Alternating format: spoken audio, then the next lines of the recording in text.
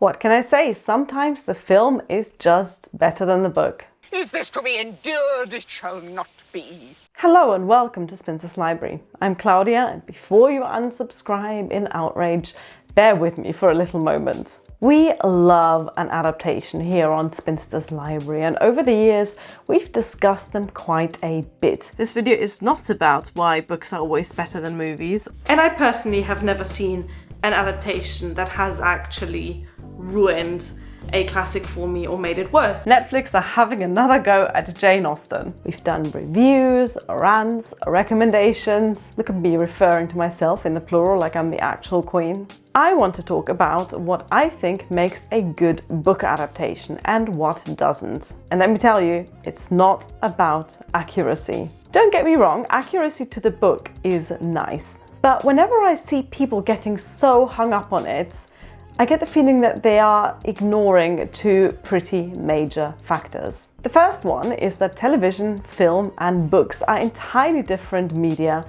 for telling a story. This should be obvious to anyone who's ever read a book and/or watched a film. I'm assuming that you, who have clicked on a video about book adaptations, have not just crawled out from under a rock in full possession of a Google account, but are at least roughly familiar with the concept. So really, you already know that books lend themselves to a more introverted sort of storytelling. They allow the reader to experience a particular event from inside a character's head. And I'm not talking about first-person narration at all. This is something we see even in 19th century classics, which often take a more detached approach to point of view writing than modern literature does. And still, there is a closeness between the reader and the story that's unique to the written word. Let's look at one example from one of my all-time favorite novels, a book that I literally never tire to talk about,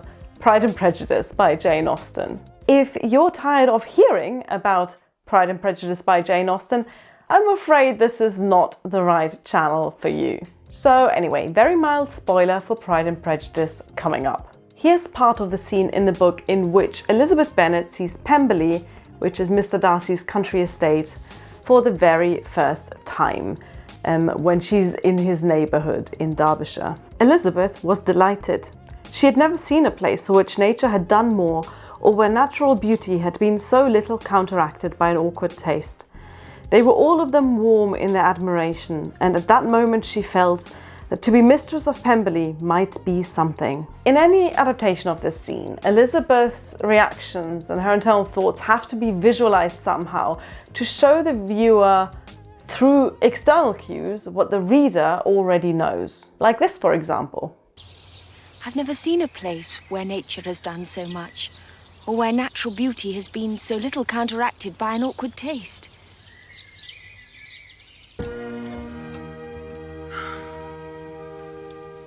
I think one would be willing to put up with a good deal to be mistress of Pemberley.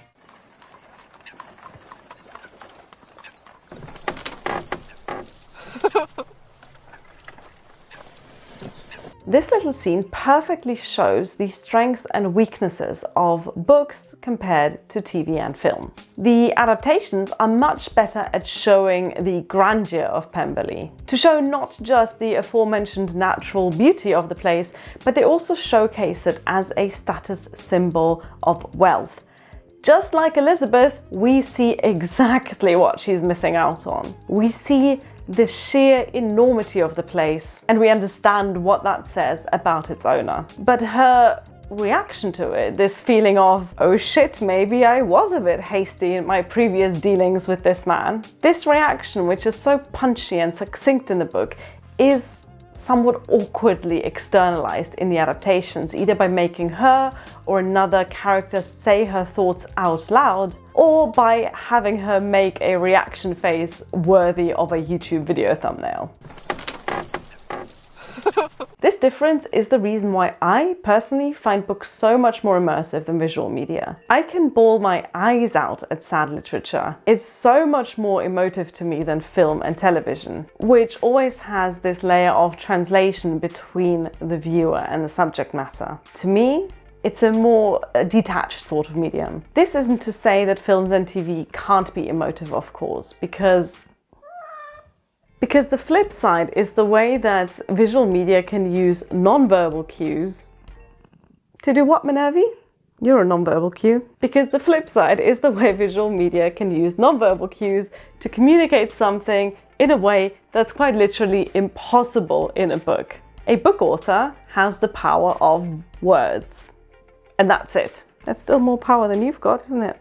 In those words, we can get closer to the action, closer to the character than in any other medium. But film and television have words, images, and sound. And together, a good production team made up of writers, editors, directors, actors, composers, set designers, makeup artists, etc., etc. They can create art that speaks to the viewer on all of those levels. And yet they can't quite get inside a character's head like a book can. Really, movies and books are best suited to tell different types of stories. In reality, of course, that's not how it works. So many films and TV shows are based on books and have been ever since the emergence of the film industry. And that's where we get to the second point that book lovers often overlook when having a go at film adaptations of their favorite works of literature. Films and TV shows are, broadly speaking, not made for them. They're not made for us, the people of booktube who enjoy what many think of as stuffy old novels. This becomes particularly noticeable when we look at adaptations of classic literature. Incidentally, this video does not have the scope to get into a detailed definition of what I mean when I say classic literature, but as it happens, I made a whole video essay about that very topic. If you're interested, and you should be because it's a bloody good video, you can find the link to that in the description box. Classic literature is popular enough. There's a reason why books that are hundreds of years old still appeal to readers today, while they're reprinted and sold and marketed and bought and of course read. But this is nothing compared to the size of the movie industry. Pride and Prejudice, which, in case you'd forgotten, is Jane Austen's most popular novel by a mile, sold about 20 million copies in its 200-year history, according to most estimates I could find online. The 2005 film adaptation alone made $121 million at the box office. Even the 1995 TV adaptation was viewed by over 10 million viewers in the UK when it first aired on the BBC. That's 10 million out of a population of 60 million. This is popularity on an entirely different scale. So yeah, book adaptations are not made for us. But here's another thing us classic literature nerds sometimes forget as well. These old books we love and cherish, they were not written for us either. They were written for the entertainment of people who are long dead by people who are long dead. Jane Austen was not, as far as I know, a marketing genius. Her books weren't targeted and tailored to a particular group of consumers like modern literature is. But even she couldn't have predicted that one day one of her readers would be a random millennial fangirling into a camera in her own living room. Classics are a product of their time. That's one of the reasons why I love them. Us sitting here together obsessing over words written in a time and place long gone, about a time and place long gone. Not in a trad wifey conservative romanticizing the past sort of way, but simply as a time capsule, as a way of directly accessing the past by reading its voices. Pride and Prejudice was published in 1813. It belongs to 1813. We can read it and talk about it and love it or hate it in 2024, but it will always be a story created to be consumed in 1813. And that context is important when we try to make a story accessible to a wider audience, like what adaptations try to do. Pride and Prejudice, the adaptation, was made to be consumed in 1940 or 1995 or 2005 or perhaps 2025. It's made to appeal to people who watch films and television, which is practically everyone. What I'm saying is that the things that matter to us book nerds aren't the same things that are important to the people who make a film that's going to be watched by millions. This is why accuracy, whether accuracy to the book or to the time period it's set in, isn't particularly high on the agenda of film producers and directors. What's more important is making a finished product that appeals to the people who are paying for cinema tickets, Netflix subscriptions, and the license fee. And that's how you end up with something like this. Oh yeah, this one's kind of a major spoiler for Pride and Prejudice, so if you don't want to see it, then skip ahead to this time code. You have bewitched me, body and soul, and I love you. Words that Jane Austen would never have written, spoken by people who don't look like they belong in the Regency period. This is just one example, but if you're a classic literature lover, you'll have many. Because every single moment that you adore in your favorite book that didn't make it into the film exactly like it is in the book will grate on your soul like train station toilet paper. The above example isn't even a particularly egregious one. Yes, to people who know Jane Austen's work, it sticks out like a sore thumb. She would never write this dialogue, it doesn't feel like Austen at all. But to a casual viewer, this is just fine. It's a romantic scene that fits well into the drama of the film. It's a tender declaration of undying love. It's what the viewer has been waiting for the past hour and a half. It's the right beat for where we are in the film, for the arc of the plot. It's the emotional conclusion to the central conflict of the story. Things like this bother book nerds and literally no one else cares. The moment that radicalized me as a hater, by the way, the scene that lives rent-free in my sad little mind is this one from Netflix's Persuasion adaptation from 2022. I still have nightmares about this. And how would you dance to Beethoven? Alone in my room with a bottle of red. Anne, babe, how do you listen to Beethoven alone in your room with a bottle of wine? It's still another century before the invention of the gramophone. Do you hire a fucking string quartet every time you want to get wasted to music? Make it make sense. This is where we have to take a step back, take a deep breath, and look at the bigger picture. We don't need a page-by-page, word-by-word adaptation of our favorite books because we already have the books, right? If I want to experience a story exactly like the author wrote it, I can just, read the book. What I want from a good adaptation is something else. Not something more, just something different. I want an adaptation to utilize the strengths of visual storytelling, and I want it to appeal to a modern viewer in a way that an older book never really can. I want people who would not otherwise pick up a Jane Austen book to be interested in her work because Keira Knightley sold it to them.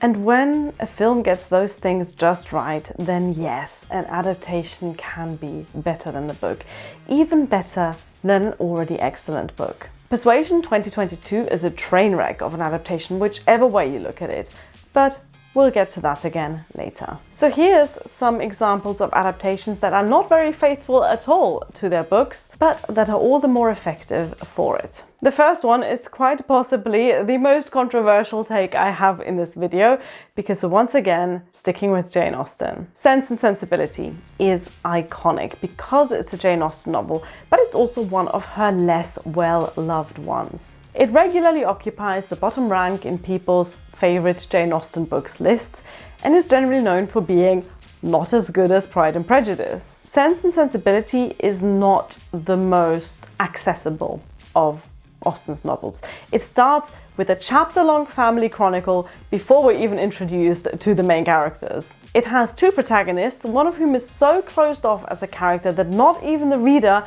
knows what's going on with her most of the time. It's badly paced in some parts, but most of all it only really makes sense to a reader who's at least somewhat familiar with the society and culture of Regency England. It's the sort of book that improves on repeated rereading, because much of its charm lies in those subtleties of context. Jane Austen doesn't bother explaining what the deal is with first sons, second sons, and their chosen professions, which is crucial for understanding Edward Ferrars as a character. Austen doesn't bother explaining the differences in rank between the Steele sisters and the Dashwood sisters, or the severity of the scandal surrounding Colonel Brandon's dark secret. I love Sense and Sensibility, but it's not a book I would recommend to someone who's not already hooked on Austen. It's also a book that works so well as an adaptation that I genuinely enjoy watching it more than reading it. Let me give you a moment while you let out your disappointment in the comment section. But it's true. A shout out at this point to the 2008 miniseries adaptation, which is excellent and underrated and well worth a watch and a rewatch. But my heart belongs to Emma Thompson and the masterpiece that is Sense and Sensibility 1995. There are so many changes to the book in that film, starting with the age of the actors.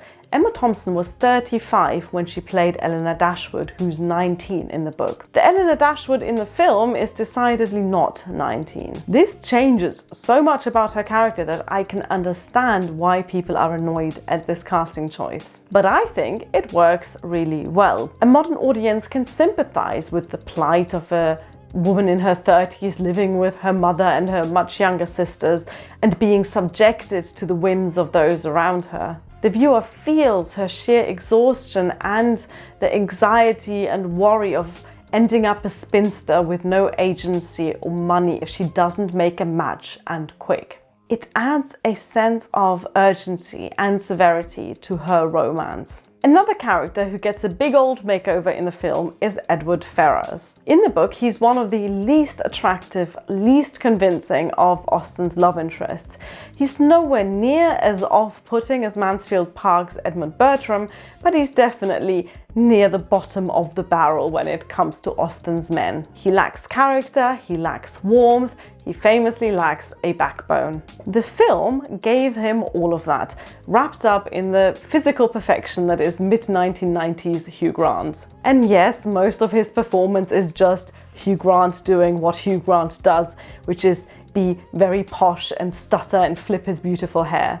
But Emma Thompson, who wrote the screenplay, and Ang Lee, the director, also made sure to include scenes that weren't in the book just to give the poor man some personality. There are many parts in which this film deviates from the book, and maybe I'll do a separate video just on this adaptation at some point. All of the changes serve to tell a better story in the medium of film. It builds on the strengths of the book by showing a setting that's integral to its plot, the untouched nature of the Devonshire countryside, the contrast between the Dashwoods' modest cottage there and the stately home that they left behind, and the pomp and glamour of London. Sense and Sensibility 1995 takes the book, rips it apart, and lovingly puts it back together into something that works as a film and that works for modern audiences. Though when I say modern, in this case, I mean, of course, audiences of the 90s. It's obvious that Emma Thompson loves this book and that she knew it inside out when she decided what to keep in the film and what to change or leave out of it. She took risks with the story, but they paid off. The film was a roaring success and won her a bucket load of accolades, including 3 BAFTAs as well as an Oscar for her screenplay, and a Golden Globe, which Emma Thompson, nerd that she is, accepted as Jane Austen. 4 a.m., having just returned from an evening at the Golden Spheres, which, despite the inconveniences of heat, noise and overcrowding, was not without its pleasures. What a legend. So yeah, sometimes a film is better than an already brilliant book. But you know what's even more satisfying to watch? When an adaptation takes a bad book and transforms it into something amazing.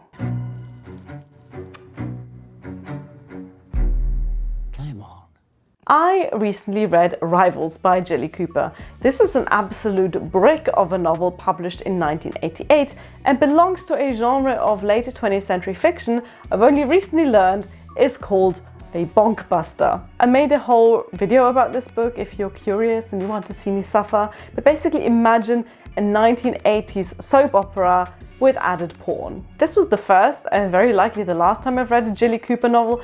And the only reason I read it was because I was so hyped for the high-profile adaptation made for Disney Plus earlier this year. Alright, I was hyped to see David Tennant as a cigar-smoking villain with an inferiority complex, in and possibly out of pinstripe suits with big shoulder pads. Anyway, after reading the book, which I cannot stress enough is bad, it's a bad book, I didn't really have high hopes for the adaptation. There's only so much you can do with a bad story, right? Rivals the book is not just a bad story, it's a bad story that also hasn't aged well. For details, see the aforementioned review video. I thought there's no way an adaptation can stay faithful to the heart of this novel while also making a TV series that isn't incredibly off-putting. But they really did it. They walked the tightrope between sticking to the 80s-ness of the novel while making it palatable for a 21st century audience. They kept the ridiculous soap opera feel of the plot, and they kept the dark parts of it, parts that in the book are often played for laughs, but that are rendered with an incredible amount of sensitivity in the adaptation. They kept the over-the-top exuberance of the novel, and yes, they kept the softcore pornography. They didn't water down the book, they just gave it a freshness that made this 8-episode series an absolute delight. But credit where credit is due. Even though Rivals is a bad book, it's also a story that lends itself quite naturally to the medium of television. For a start, it's set in the world of television, which makes the adaptation delightfully meta. But also it's a book that showcases an ensemble cast of characters, never really giving much time to any one individual. The scenes in which we see 4, 5 or even 10 of the main characters interacting are in themselves quite cinematic. This is part of what makes it a bad novel. This unfocused type of storytelling that doesn't linger enough on one character for the reader to actually get attached. But it's also what makes it a good TV show. While we're overwhelmed with the sheer amount of characters in the book, all with their own problems and complicated relationships with each other, an 8-episode series is the perfect medium to see all of those interactions, to see people being social. And by being social, I don't just mean the bonking. I swear I've never used the word bonking before in my life. I'm going to try my hardest to remove it from my vocabulary forthwith. I might have written this video script under the influence of a little bit of rum. So all of the ingredients for a great adaptation are there in the book. And it just so happens that these ingredients don't add up to a good novel, but they make for a fantastic TV show. I didn't think it possible for a book like Rivals to become something as fun as the TV show Rivals, but it did, and I recommend it. This makes me wonder which other bad books have been turned into great adaptations, or which ones will in the future. Stage plays are excellent fodder for film adaptations. This should be obvious because they're built along the same lines. They're made up of dialogue for actors to speak, so it doesn't take much to turn them into a film script. On the other hand, stage plays are limited when it comes to setting, because a typical play will have as many sets as it has acts. A good film adaptation of a stage play takes liberties with the setting. It needs to inject movement into the story, and my favorite stage play adaptations do that incredibly well. Once again, we're deviating from the book, we're deviating from the play to create something that works much better as a film. Arguably, the best way to see a stage play is on the stage. But what do you do if you don't have access to the stage plays you want to see? A film adaptation, most of the time, is going to be a better experience than simply reading the stage play as a book. Something else I love in a well-done screen adaptation of a novel is when it takes a book and amplifies an aspect of that. An adaptation that knows its limits, that focuses on one feature of the story, in particular when the book itself is rather more scattered. I found that to be true with regards to the TV show adaptation of Good Omens, a book which I've also reviewed, linked down below, and which showcases an almost unadaptable writing style. If you're familiar with Terry Pratchett's work, you know exactly what I mean.